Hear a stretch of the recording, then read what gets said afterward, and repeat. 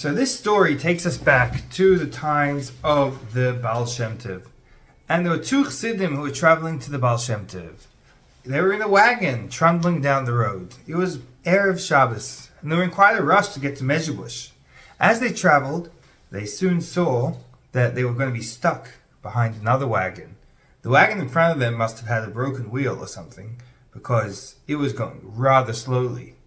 And as they were stuck behind this wagon, one Chassid says, "Hey, let's take over. Let's get in ahead. You know, Shabbos is coming." The other Chassid says back to him, "Are you crazy? That's the Poritz's wagon. The local Poritz, the nobleman, we're not going to take over him. He's going to be very angry." So they slowly trundle behind his wagon. And as time continues dragging on, one Chassid says, "You know, the way things are going, we're going to miss Shabbos and Mezhebush. We're going to be stuck on the side of the road for Shabbos." The other Chassid says, "Don't worry, everything Hashem does is good." So this Chassid turns around to him and says, "Really? If you were by the destruction of the Beis HaMikdash, you probably would have said the same thing." So the optimistic Chassid, the Chassid who was a happy person and looked at it in a positive way, he just kept quiet. And they kept trundling along slowly. Soon the wagon had to come to a stop. There was one wagon that had in the middle of the road broken down. There was a whole line of peasants and farmers in their wagon stuck behind it. The Poritz started to get very impatient, and he shouted out, "Everyone, make way! Everyone who's in the way, get out of the way!" So all the peasants quickly ran to unload their wagons and drag their wagons off the road, broken or fixed, to make way for the Poritz and the oncoming traffic. And the Chassid's wagon, going behind the Poritz, could happily continue along. Soon, in a few minutes, at the next crossroads, the Poritz made a quick turn, and the Chassidim were free of his slow wagon also, and continued on speedily into Mezhebush. So, the first Chassid turns around and says, "See, didn't I tell you that everything Hashem does is for good?" When they came to Mezhebush, they saw their teacher, the Baal Shem Tov, and they told him what had happened to them. And the Baal Shem Tov told them, everything that happens to a person is a lesson of how to serve Hashem. So there's a very important lesson you could learn from what happened to you over here. The lesson is as follows: that there's the difference between believing that everything Hashem does is good in the way of Rabbi Akiva or in the way of Nachum Ish Gamzu. What does the Baal Shem Tov mean by this? Well, the story goes as follows: that Rabbi Akiva was one time traveling, and he came to a city riding on his donkey with his few possessions with him. But as he came to the city, it was quite late and the gates were locked. He knocked on the gates and they said, "Go away, we don't let anyone in at night because of the danger." So he was forced to go to the forest outside the city and set up a little camp. He lit his candle so he can learn Torah. He brought along a rooster that would crow first thing in the morning so he could wake up and daven on time.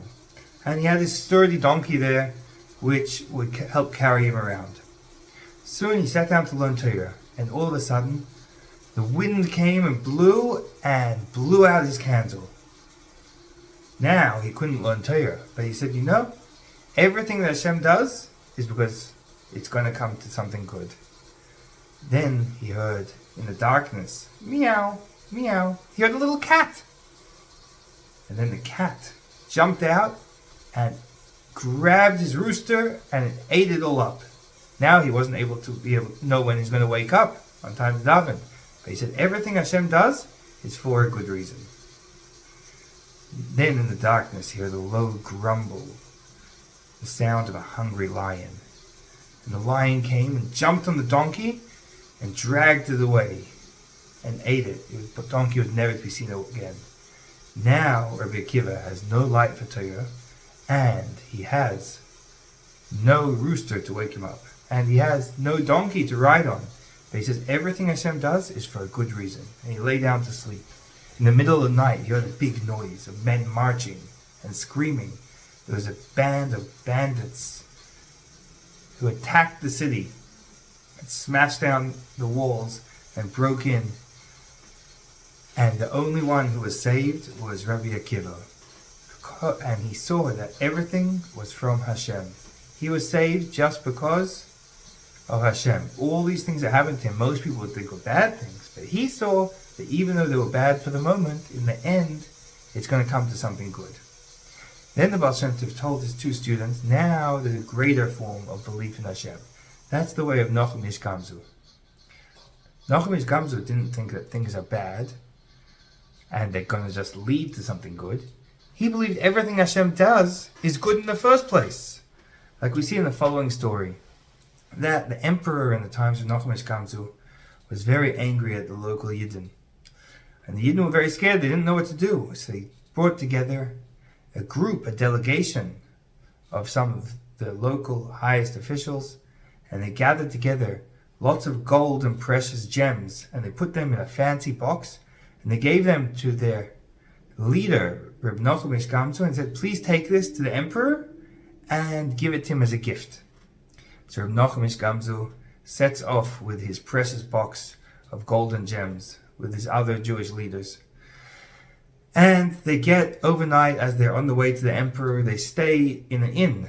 Now the innkeepers see they have a beautiful little intricate box. And they thought, what could they be keeping in this small but sturdily locked box?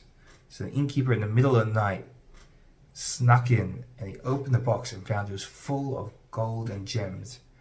So he went out to his backyard and he dug a little hole and he poured all the gold and gems into his hole and filled up the box with dirt from his backyard. And then he had hidden the gold and gems and there was nothing to do about it. So the next day, Reb Nachum Ish Gamzu and his delegation woke up and they continued on their way. They got to the emperor's palace and they came before the emperor and they said, mighty emperor, we've come on behalf of the Jews to give you a very good gift. They gave him this beautiful box and the emperor opened it up and all the ministers peered over to see what great treasure the Jews could have brought for the emperor. And they look inside and they see it's a mound of dirt. And now the emperor was very angry. He said, you've come here to make fun of me. I'm going to show you how I'm going to punish you. Take them and lock them up before I decide what we're going to do with them. Reb Nachum Ish Gamzu and the heads of the community were locked up. And they were all terrified. They said, why would Hashem do such a thing to us? But Reb Nachum Ish Gamzu was very happy. He said, everything Hashem does is good. They said, what do you mean it's good? He's like, this is good because it comes from Hashem. Now, they were very confused. And they said, this is the worst thing that could ever happen to us. Meanwhile, the king asked all his ministers, what should I do to make an example of these Jews who came to mock me? And one of them said that you should have them burnt. Another came up with another idea. And one of them, who was really Eliyahu Hanavi, came to the king and said, King, I don't think the Jews would want to come and mock you. Everyone is so impressed with what a great king you are. Surely there's something precious, some real treasure with this dirt they gave you. So the king's like, how could there be something precious with dirt?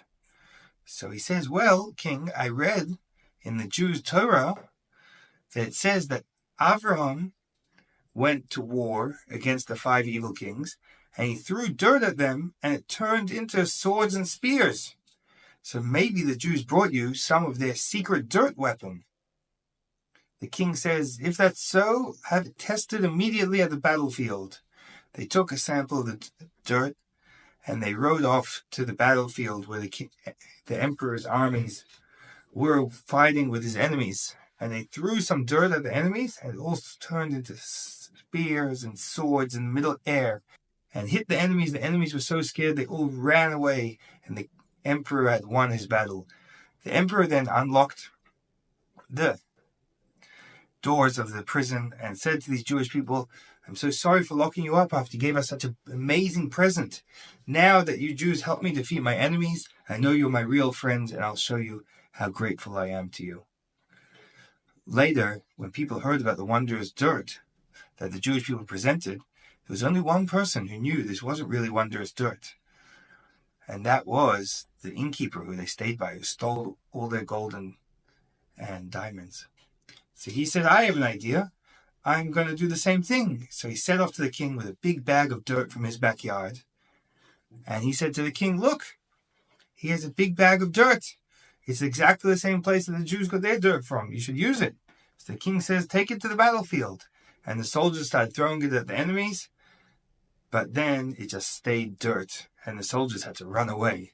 The king was so angry. He said, we're going to have to make an example of this innkeeper who fooled me over here. So from here, we see that Rav Nachman Gamzel believed that everything Hashem does, it itself is good. So that's what the Baal Shem Tov taught these two Chassidim. One of them thought they were having a very bad situation, and maybe in the end something good might come out of it. The other one believed that since everything comes from Hashem, it itself is a good thing. And this shows us a very important lesson, that if we think that everything that's happening in the world is random, is strange, just happens to happen, who knows what will happen next? The world's a very scary place. But if we remember that everything is coming straight from Hashem, and Hashem's taking care of us, so everything must really be good.